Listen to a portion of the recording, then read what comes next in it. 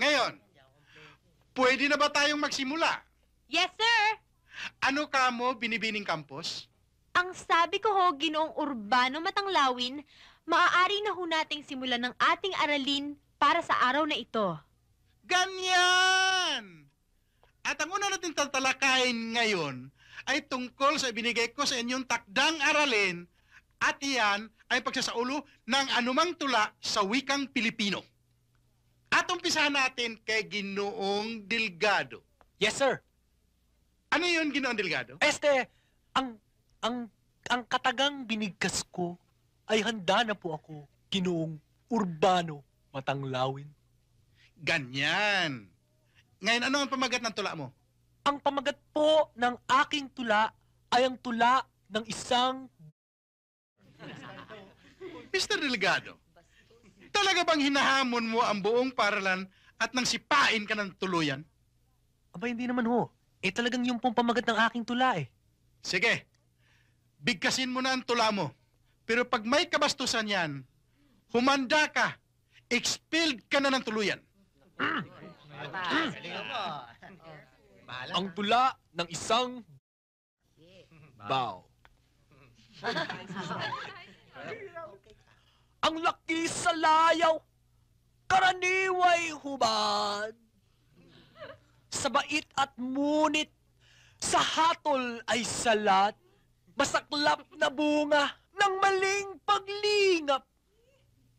Habag ng magulang sa irog na anak.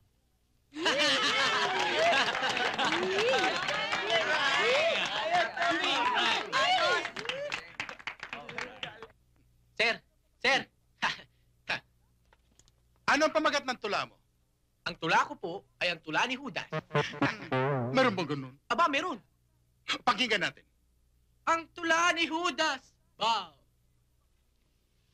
Kung ang sasalubong sa iyong pagdating ay isang masayang mukat, may pakita ang giliw.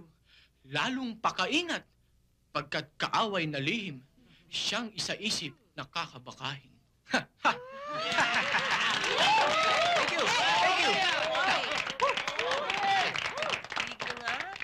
Kung anak.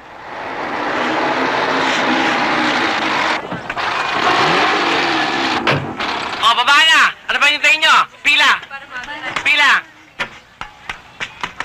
Okay? Girls, siguro naman alam nyo gagawin nyo, no?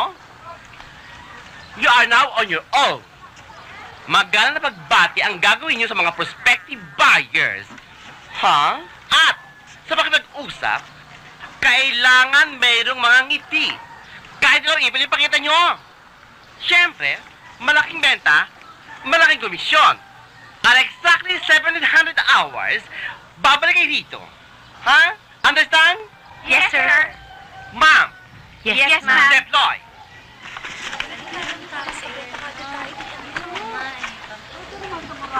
Ano ba? Hey, nagre-reklamo ang customer. Palihis daw ang pagputol mo ng yelo. Di palihis mo na rin singilin yung mga customer natin. Basta ayusin ang pagputol. Baka mawalan tayo ng customer. Tabingin nga. Pagbutihan mo. Oo. Ako na nga. Anak mayaman ka kasi. Pakitaan mo nga ako. Tao po! Special offer ho, Mrs. Magandang hapon ho. Ano ba yan yung special offer mo? Ito ho, Mrs. Tingnan niyo itong shampoo. Ba yan? Oo, made in Germany ho yan. Yung mga sagkap niyan ay galing pa ho doon. Yan ho, Gyugo shampoo. Gugo lang to eh. Ay, hindi ho, Mrs. Gyugo. G-U-G-O. Gyugo. May magkano naman to? Ay, mura lang ho ito, Mrs. 10.45 lang ho isang bote. At sa bawat bote yung bili ninyo, meron ho kayong libreng toothpaste galing ho sa aming kumpanya. Hindi naman kayo masira ang buhok rito? Ay, hindi ho, Mrs. Garantisado hong lalambot, kakapal at gaganda ho itong buhok ninyo. Subukan ho niyo, Mrs. para ho mapatunayan ninyo. Magkano naman itong yung Gyugo shampoo? Mura lang ho nga, 10.45 lang ho, Mrs. So, bilhin na ho kayo, may libre pang toothpaste. Mura pa natin ako muna tayo. Ito ho, oh. Tingnan niyo ito. Okay, si Miss Roque. Nakita ko ang trabaho mo kanina. Naku, sir, pasensya na ho kayo. Ninervyos kasi ako, nataranta ako. Alam ko na you can be a good beauty consultant. Pero kailangan mo mag-train sa cosmetic department. Naku, sir. Baka may magreklamo na namang customer. Natitiyak kong sa paglilipatan ko sa'yo, walang magrereklamo.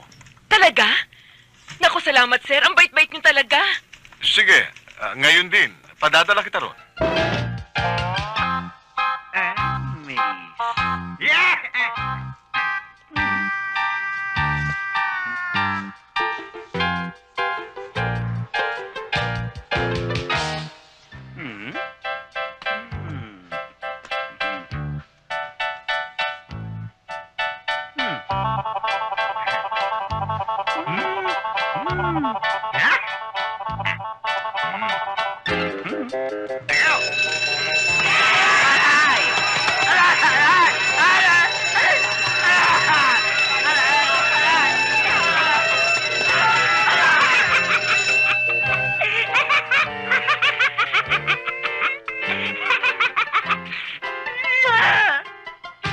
Excuse me?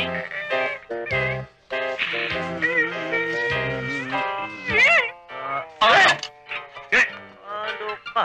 O ano? Ha? Lalaban ka? O ano? Ha? O ano? Ha?